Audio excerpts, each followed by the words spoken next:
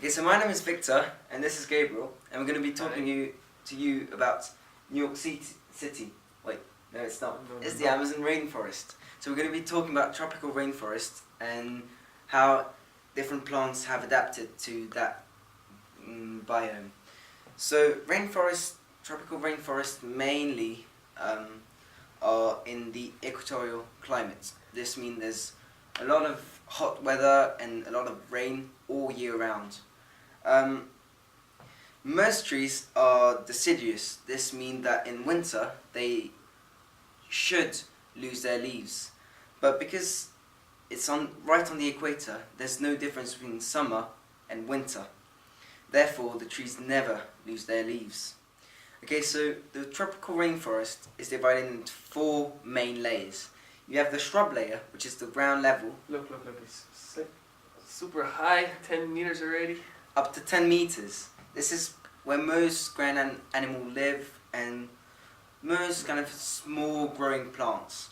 Then from 10 to 20, that's like a little way higher. You have the under canopy.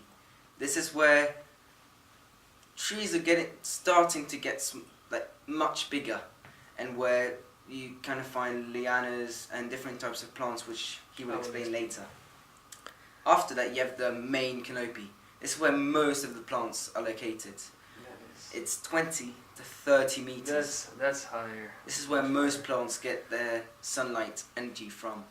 And then after that, you've got the emergent layer, which is even higher, from 30 to 40. This is where most, the tallest trees are and get most of their sunlight from. Okay, so as I've said, only the canopy and the emergent layer get all of that sunlight. Otherwise, the ground level only gets 1% of it. This is because the light, when it's coming down onto the rainforest, is stopped by the very dense canopy. Therefore, trees grow very, very slowly because they can't get that energy to grow faster. And plants have adapted so that they can reach that sunlight by either going on other plants or just finding their way up, which he's going to explain now. So yeah, when they use the tall trees to, other plants use these tall trees to grow and go higher for that sunlight and that need of sun to help them grow. Yeah. Okay, so there are different types of plants, and plants have adapted in different ways to be able to live in these types of conditions. So first we have bark. That's like the tree trunk. They're very smooth but very large because they have to hold these big trees. It's like the base. And we have the lianes. It's like cords going around the tree. It's like protection almost. Okay, so buttresses are really like the roots that go in the dirt that hold the tree to the ground for when there's storms or tropical hurricanes and all that. They're really huge. They hold the tree for not to move too much. So now there's lianes. These are long, almost like tree trunks, and you use them like Tarzan. If you ever saw the movie, he goes to tree with those. And they help hold the tree stable, and people use them to build houses, to do all kinds of stuff with it because it's really strong and it holds it tight. That is the roots. And it's very smooth. It's thick also, and during the rain seasons you can see them if they come out, like because of the dirt and when you see.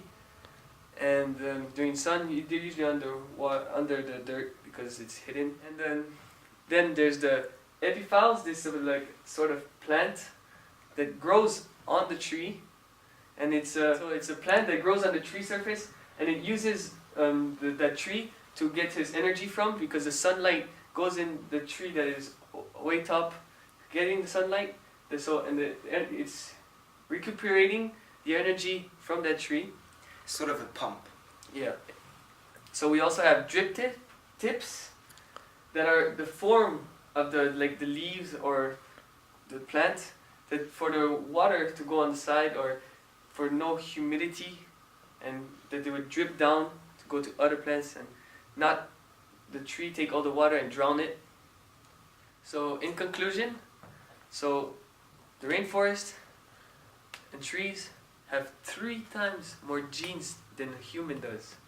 So they had to adapt to whatever eventualities they had to do with the sunlight, only 1% attaining the ground, and different types of plants going on the trees for sunlight and energy. And the second big thing also is that trees produce fruits for when they have to spread the seeds when they spread out. And the best 2 animals that can do that is the monkey and the birds, because they migrate and they go and when they take the fruit they eat it, and they would leave the seeds, because the seeds you don't really eat them, so you leave them all over the world and all over the place, so for the ground to eat the seeds and produce new trees.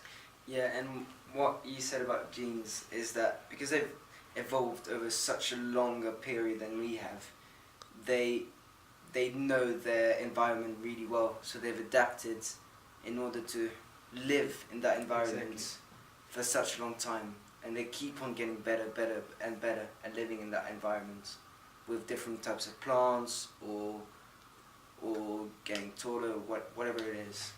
So yeah, thank you for watching this video, and we'll see you next time. Bye. See ya.